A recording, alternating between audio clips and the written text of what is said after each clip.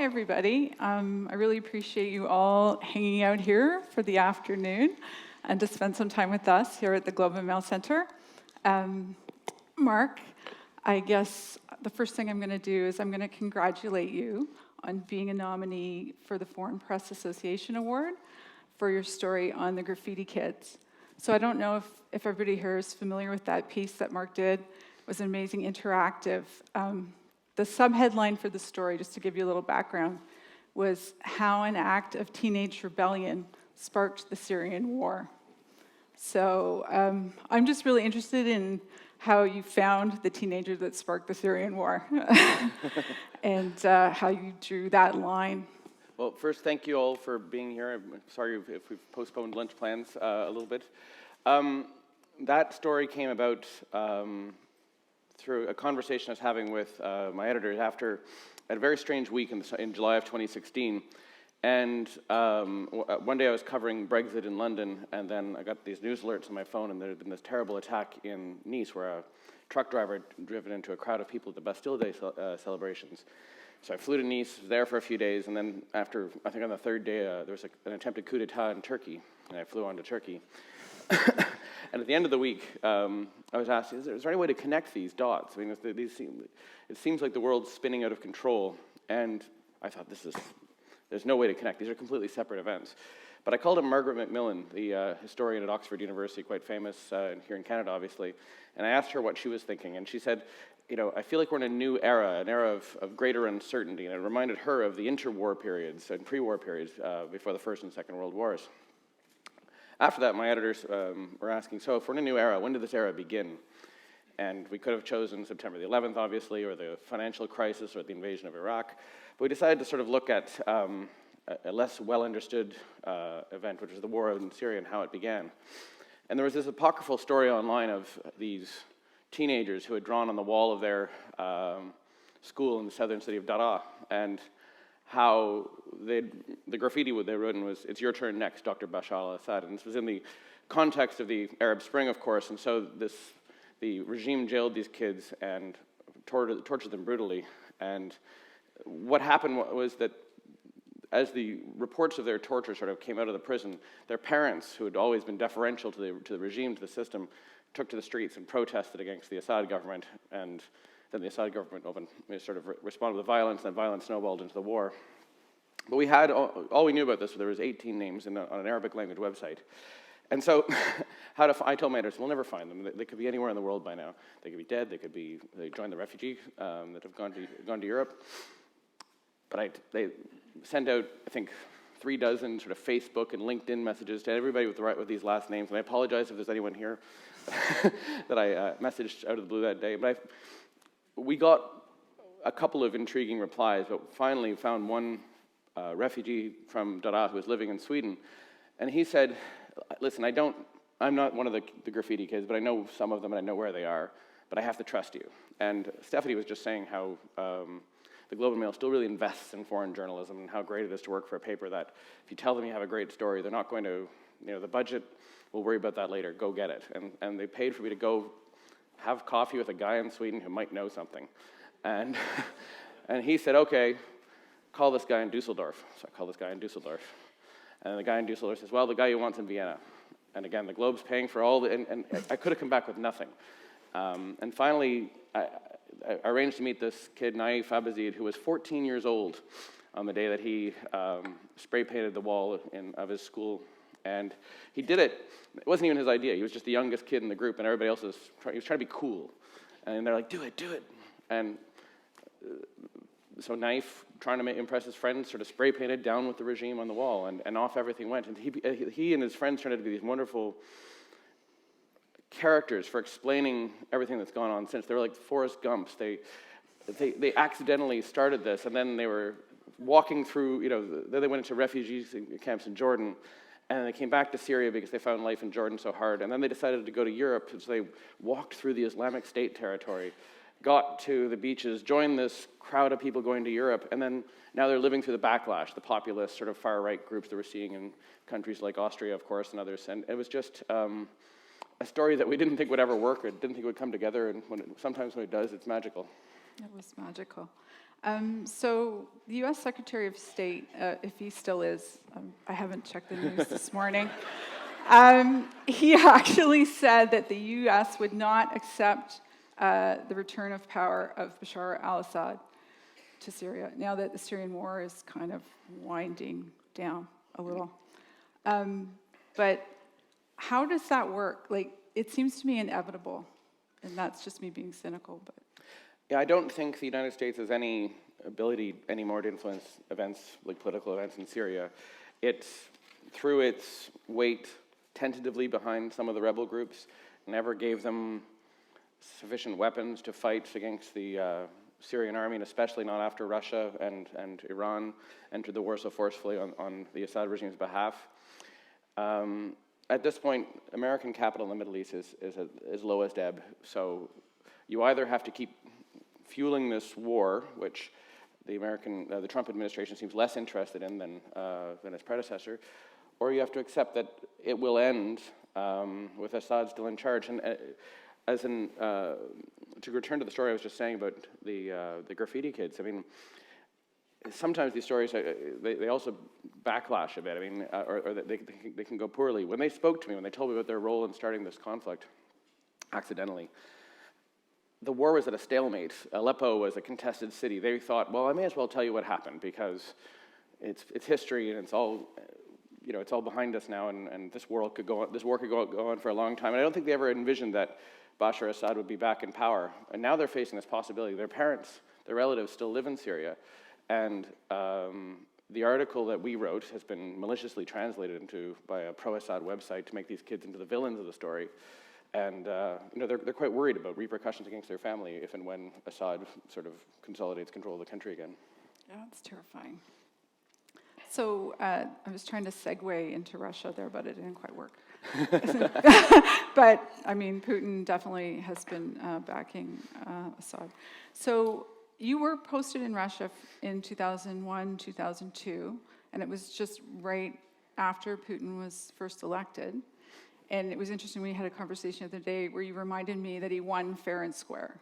Like, he was elected to office, people wanted him to be the leader. Do you think anybody would have predicted this, his role now, consolidating power, being the new strong man? Fair and square might be a little bit stronger than I would have used. Okay. I think he had 99% support in Chechnya, which he was in the process of bombing at the time. Okay. But the Russians I became close friends with, they were sort of young, westernized Russians who liked hanging out with a foreign journalist and thought it was all cool to spend their vacations in France. And they now work for companies like L'Oreal and Apple. But they voted for Putin the first time. They really did, because the 1990s had been so miserable, so chaotic under Boris Yeltsin. The 1998 financial crisis had happened. The war, Russian pride was deeply wounded by first the collapse of the Soviet Union, then the loss of the first Chechen war. And they wanted stability, and they saw in Vladimir Putin somebody who, yes, he had a KGB background, but he'd also worked as the deputy mayor of St. Petersburg under a reformist politician named Anatoly Sobchak. He was sort of a man for all seasons. Those who wanted strength and stability could look at his KGB background. Those who wanted sort of Russia to continue on a Western course looked at the fact that he'd worked in St. Petersburg and been seen as a success there.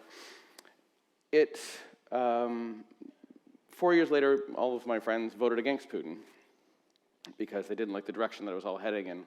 And then 4 years after that, they stopped voting. And I don't think anyone voted since because they think that it doesn't matter anymore. So, but when at the beginning of all this, he had genuine support from all sections of society. Today, he still does. If you drive the last Russian elections, I covered from Vladivostok in the Far East. And they don't talk about political opposition there. It's just Putin has delivered higher salaries, a sense of stability, a sense of national pride. He does have a genuine popularity. So what's his end game? I was going to say world domination, but I'm only half kidding. Like this disruption of U.S. democracy, the ad campaign during the American election, was it that he just hated Hillary so much that he wanted her to fail, or was there another motive? I think Putin has achieved one of his great aims, which is that we're all talking about Russia again as a great power. And he was somebody who once called the collapse of the Soviet Union the greatest geopolitical catastrophe of the 20th century. And for everything he's done and all the criticism in the West, he now, in the Middle East, in Ukraine, Russia's a player again. That's a great victory from, if you think back to the war in Kosovo, where they were powerless to stop NATO from bombing their ally Serbia. On the U.S. election, I covered the American election from Moscow last year. I thought it'd be an interesting place to watch it from. And the day before the vote, I was meeting with somebody who has worked for something called the Center for Canada and USA Studies. And what they do is they're a Kremlin-funded institution. They put policy papers on the desk saying this is how we should deal with Canada, this is how we should deal with the United States. And we spent 45-minute interview talking about President Hillary and why she and President Putin were going to be at loggerheads, and the animosity between them going back to the 2012 protests in Russia, which Putin blamed on Hillary personally. And at the end of the interview, I said, and what if Trump wins? And he just said, well, then I have a lot of work to do, because we haven't looked at that at all. So the idea that they thought they wanted to bring Trump to power, I don't think they thought it would work. I think they were just trying to create chaos to wound President Hillary, as they expected, the way that she had wounded Putin, to undermine the ideal of American democracy as a desired end state in Eastern Europe and in the former Soviet Union. You've said in the past that you would rank Russia's annexation of Crimea in 2014 alongside 9/11, the invasion of Iraq, as like one of those world-changing events. Why did you say that? I think it would be, as I was just mentioning, there are these sort of turning points in history. And obviously, 9/11 put us into an entirely different world geopolitically, and the invasion of Iraq, we're still dealing with the fallout, I believe. But the annexation of Crimea, for me, put an end to the sort of era of American supremacy. It was the opposite of what happened in Kosovo, where you had sort of the Russians were calling Madeleine Albright at the time and saying, you can't do this, and the Americans were just ignoring them. And this time was the opposite. The Russians just proceeded, not fearing what the Americans would do back to them, because it didn't matter anymore. I was in Crimea when the annexation, or when the referendum and the annexation were taking place, and I flew back to Kiev because John Baird was then the foreign minister, and he was coming to give a press conference. And afterwards, one of the people at the Canadian embassy said, there's a bunch of NATO defense attaches here. They'd like to ask you what you saw in Crimea. So I said, sure. They came up and I said, well, their troops are here, but nothing that I hadn't written in the paper. I said, these troops, obviously Russian army, but wearing no insignia, have taken over the airport, the borders, etc. And they were looking at me, they're going, when are they going to go back?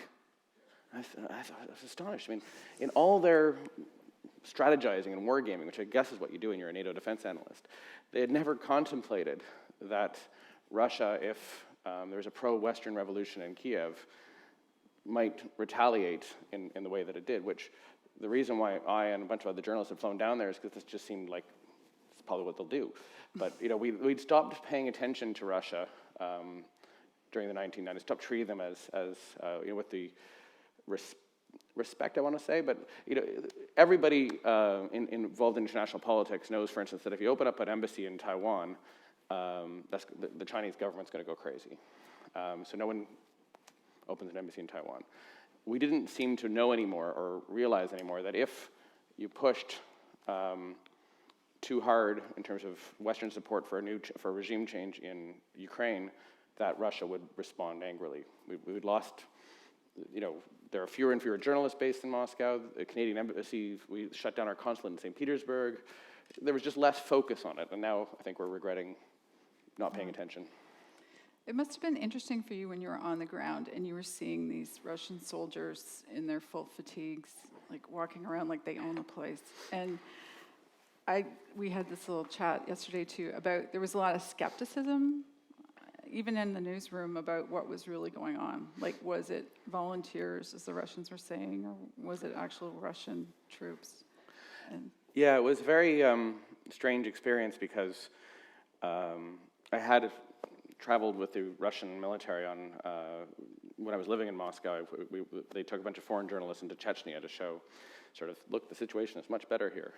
It wasn't. There were bombs going off while we were there.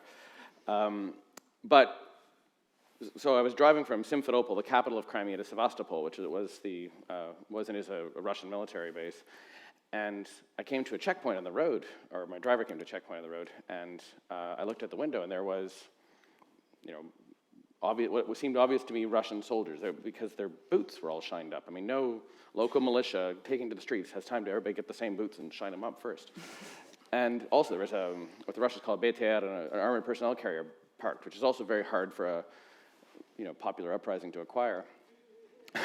Anyway, I put on Twitter that the Russians have cut off the highway between Simferopol and Sevastopol, and then I went back to my desk or my hotel room, and I filed a story about this.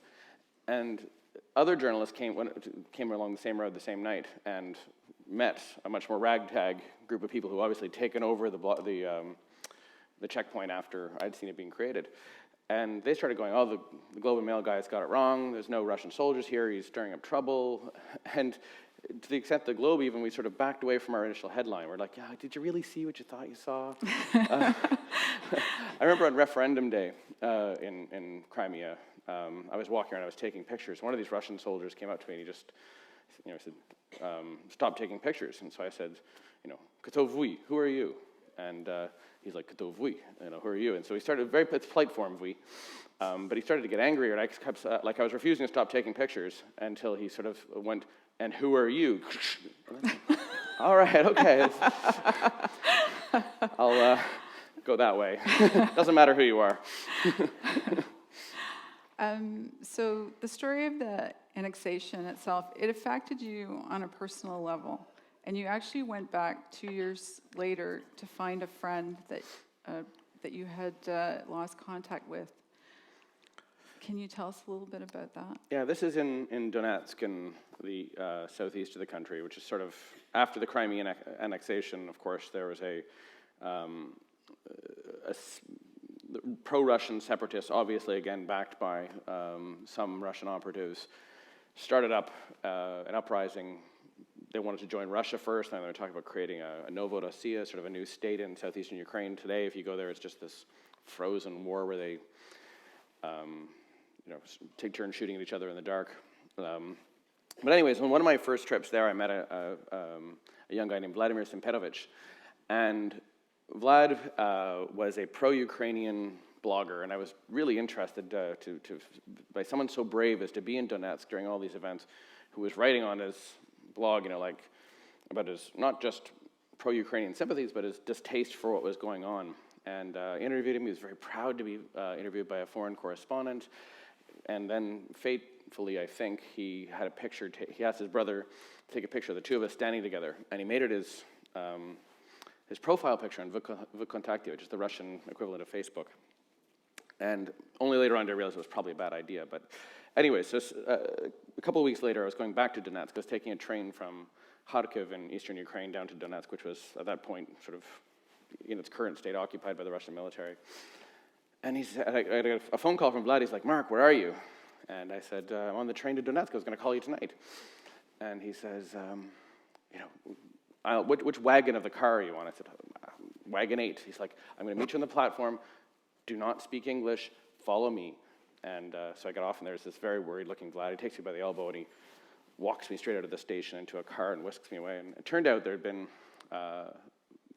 on the same VKontakte, there had been a rumor had been started that I was a CIA agent, and they were going to kidnap me. They were going to trade me for Ukrainian soldiers Russian separatists who had been captured by the Ukrainian soldiers. And Vlad spared me this fate, which I was very grateful for. But so then he stopped blogging after that, and his Twitter account went quiet, his Facebook account went quiet.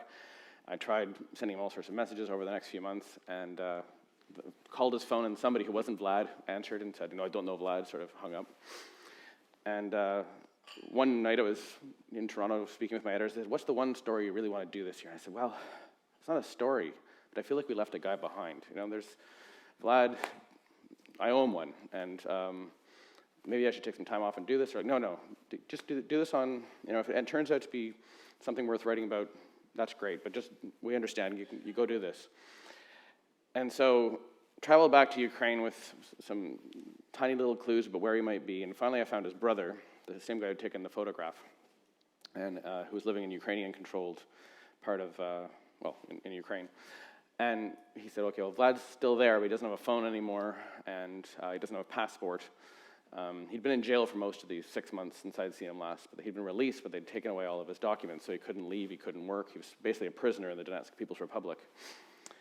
So I decided I'd go get him, or at least go talk to him, and traveled into Donetsk, which these days is just this, it was one of the hosts of Euro 2012, the European Soccer Championships, and it was this glittering city that was kind of crawling out of its Soviet industrial past and sort of really looked like it was a place that was changing rapidly, and now it had fallen backwards quite a bit. And I got there and I found Vlad, and it was like a Cold War novel, and we were going to meet at the bust of Alexander Pushkin in the center of the city, and if he, I can't remember what the signal was, but it was, if he opened his umbrella we could talk, or something like that. Anyways, and so this does happen, and we spend the day talking, and it was, he told me about how difficult it was to live there and everything he'd been through.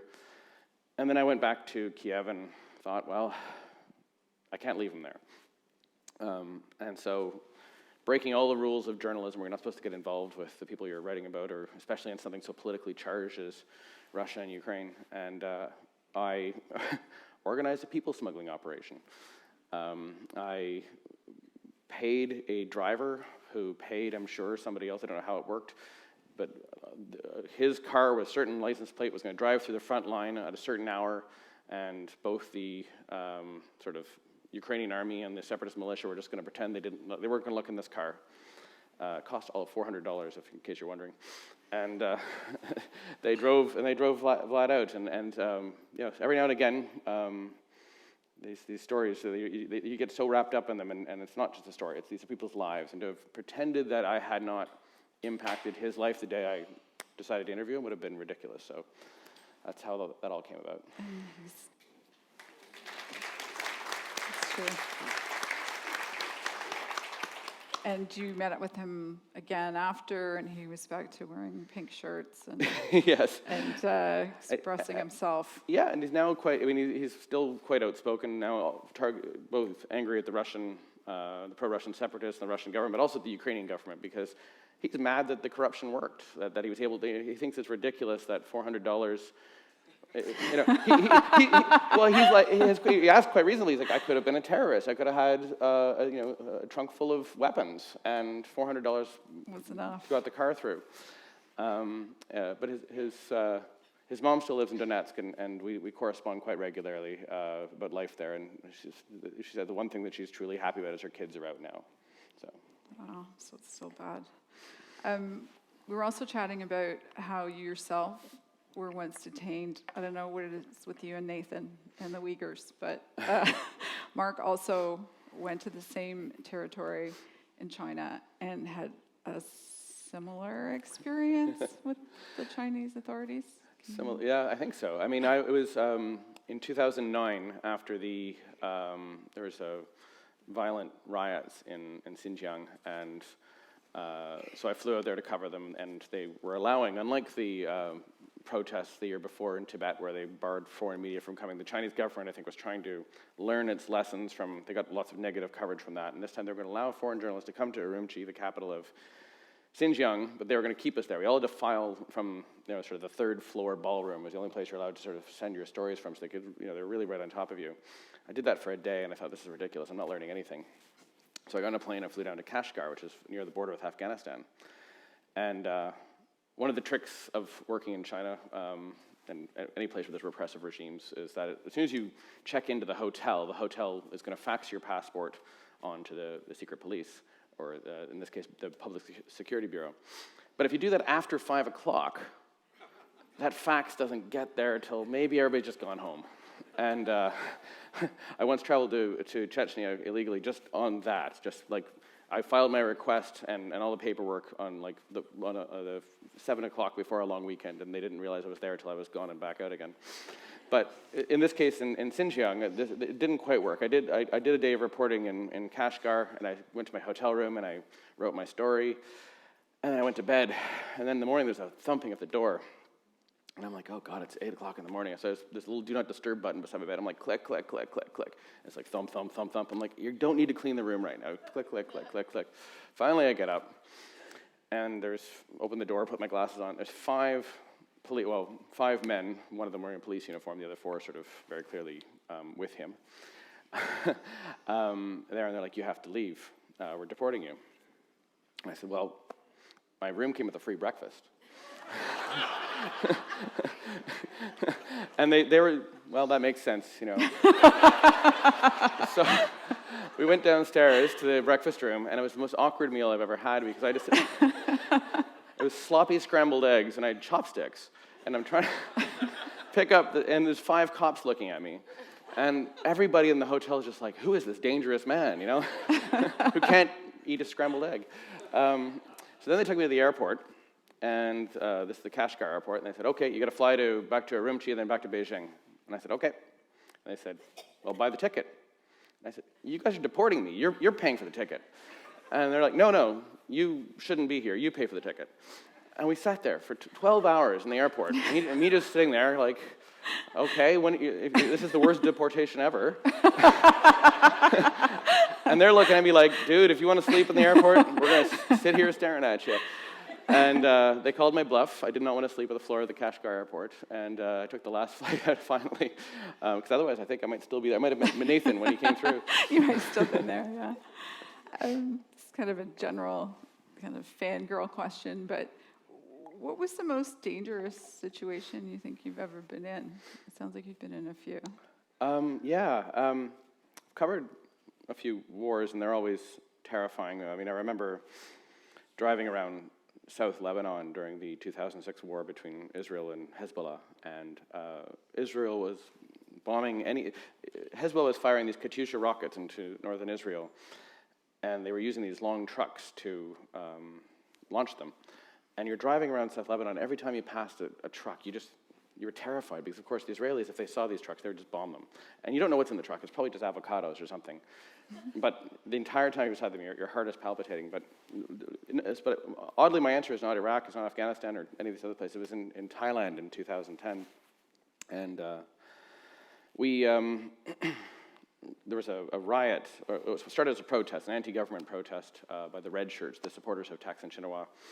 And they were trying to force new elections. And finally, after they blocked the center of Bangkok for weeks and weeks, finally the army decided to move in and clear the center of the city. And so myself and a journalist from the independent newspaper of Britain, a guy named Andy Buncombe, we decided, okay, we have to be there, we have to watch this happen, this is our role as witness. And we went into the center of the city and to what we thought was a safe place. And then we got these news alerts on our phone saying there's been a ceasefire has been declared. And there was a temple called Wat Patum in the middle of Bangkok that was supposed to be where civilians who didn't want to fight had been instructed by the government, go to this temple and you'll be safe there. If you're not in that temple, we consider you to potentially be hostile. So we said, let's go to this temple, interview people there. This is the safest place to be. And we went into the temple, we did all sorts of interviews, and we were literally leaving. And then I said, Andy, let's get some phone numbers here because, if we go home and things change, we're going to want to be able to call these people. So turned around, went back into the temple. As we're collecting these phone numbers, somebody shoots what I think were fireworks in the direction from inside the temple in the direction of the Thai military positions. And then the army just started shooting in. And the temple in the Thailand context is it's basically an open courtyard with some buildings, but it's walled, but there's no protection from above. And there were soldiers on the, if anybody's been to Bangkok, they have the SkyTrain that runs to the middle of the city. And there were soldiers were up there as snipers. And they started shooting into the temple from above. And Andy and I, and we had a translator with us, the three of us started running, or rather, the translator and I started running. Andy decided he would take cover behind a car. And so I get to the back of the temple, and my phone rings. And it's Andy. He says, "Mate, I've been shot." Oh. And I was like, and so my friend is at the front of the temple. He's been shot. It's now pitch black. There are people shooting in. And so I ran towards the front. And I'll never forget, nobody knows how you will react in a situation like that until you're in one. I froze. I knew where he was. He was 500 meters up, and I knew there were people with guns, and I forgot to mention that Andy had arrived without a bulletproof vest and helmet. So we'd done rock, paper, scissors, and he had won the helmet, and I had the vest. And he got shot in the side. We should equip them better. And anyway, but while I'm standing there paralyzed, these volunteer Thai nurses are running back and forth, grabbing people, and I'm just standing there unable to move. And they pulled Andy back. They brought all the injured to the back of the temple. And there were 7 dead, and I think several dozen wounded around us.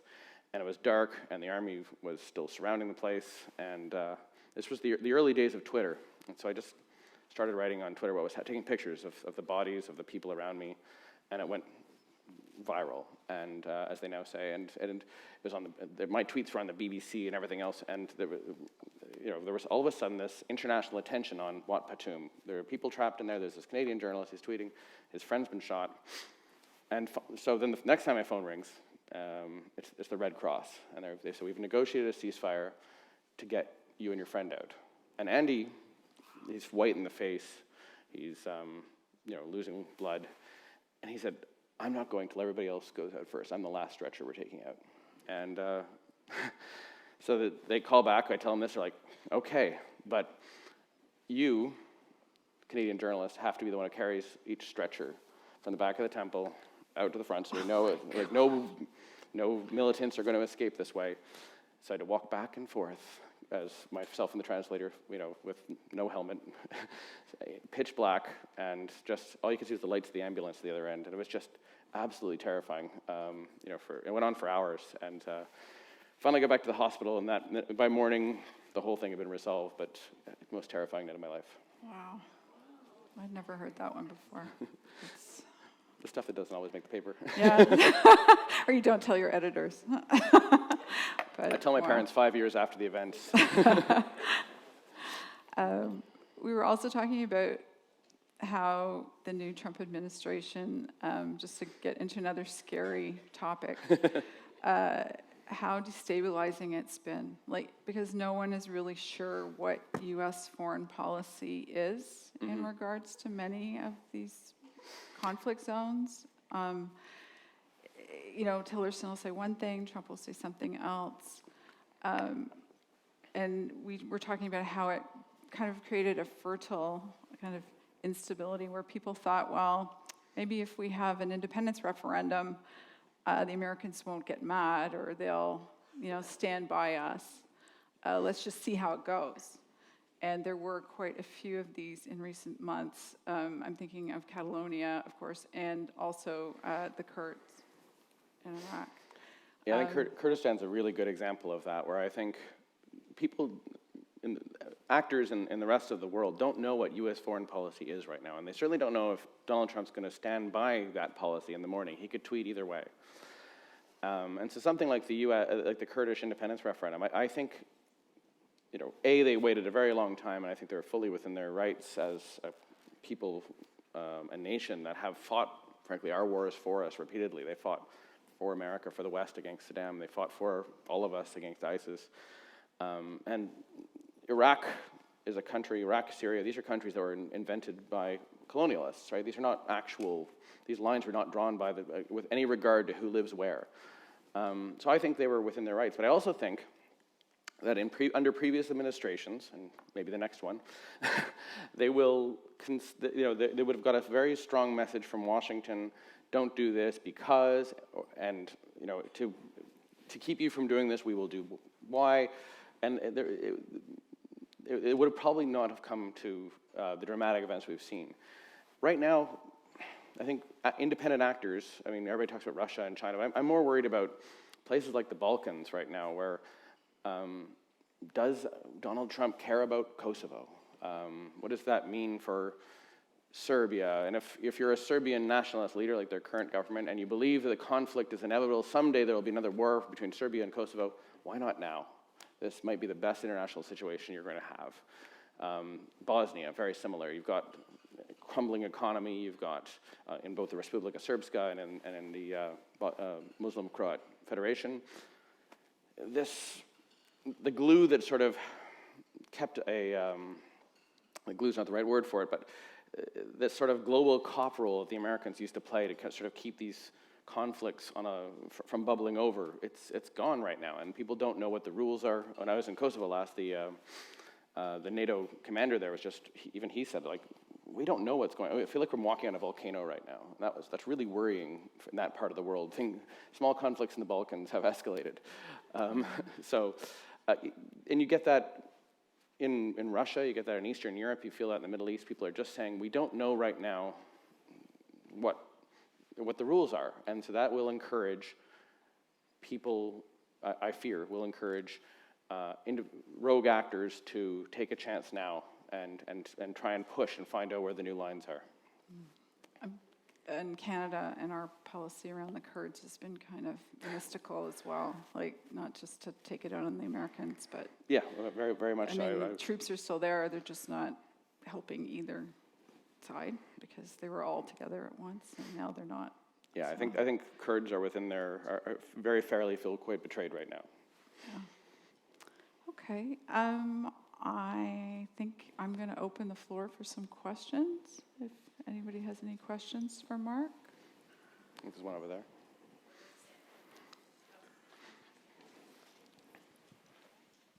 Just going back to the annexation of Crimea, what do you think, how exposed do you think the Baltics are right now? Do you think, is that something, does Putin still have his sights set on those regions, or is that fallen away, or what do you foresee in terms you mean of in terms of a future annexation?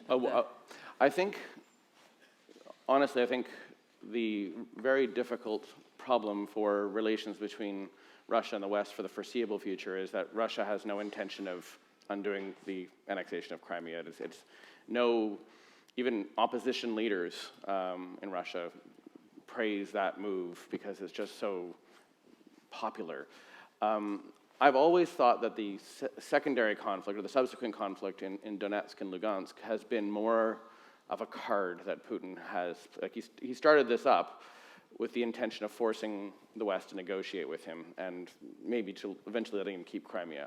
I've never been, I remember once getting into I'm not picking on poor John Baird here, but I ran into him in a hotel in Riga, and he said, I want to ask you about Ukraine. You know, what do you think Putin's ambitions are? And I said, well, I think he's sort of achieved it in that he's sort of put this cancer inside the Ukrainian state of Donetsk and Lugansk.